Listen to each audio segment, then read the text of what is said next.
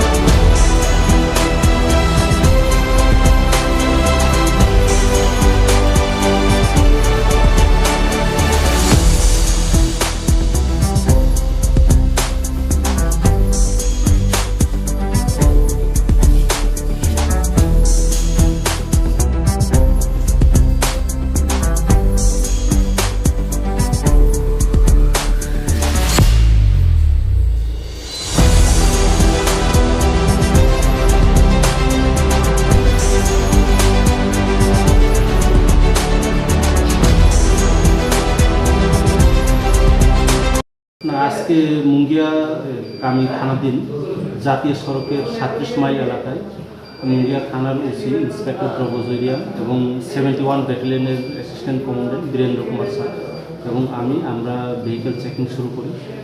Checking করার সময় একটা গাড়ি সাসপেক্টেড ছিল।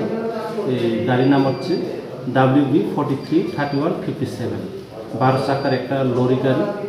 এই গাড়িকে আমরা তল্লাশি করি। তল্লাশি করার পর টোটাল 310 কেজি ড্রাই গাঞ্জা পাওয়া যায়। আমরা সঙ্গে সঙ্গে তাদেরকে ডিটেইন করি এবং ডিটেইন করার পর তাদের সার্চ করা হয় এবং টোটাল 40,000 টাকা ক্যাশও পাওয়া যায় এবং 2টা মোবাইল সিজ করা হয়। আচ্ছা, এই যে দুজন আটক হয়েছিল, একজন হচ্ছে ড্রাইভার আনসার কাজী আর অ্যাসিস্ট্যান্ট ড্রাইভার হচ্ছে বঙ্কিম মাঝি। তাদের দুজনেরই বাড়ি ওয়েস্ট বেঙ্গল।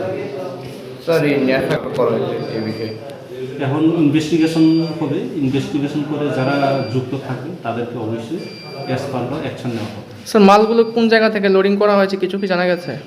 তাদের প্রাথমিক জিজ্ঞাসায় তারা বলেছে তেলিয়ামরা রেল স্টেশনে এরিয়াতে লুট হয়েছে এবং যাবে বর্ধমানে যাবে। আমরা এখন তদন্ত শুরু করি অ্যাকচুয়ালি ইনভলভ কে কে আছে।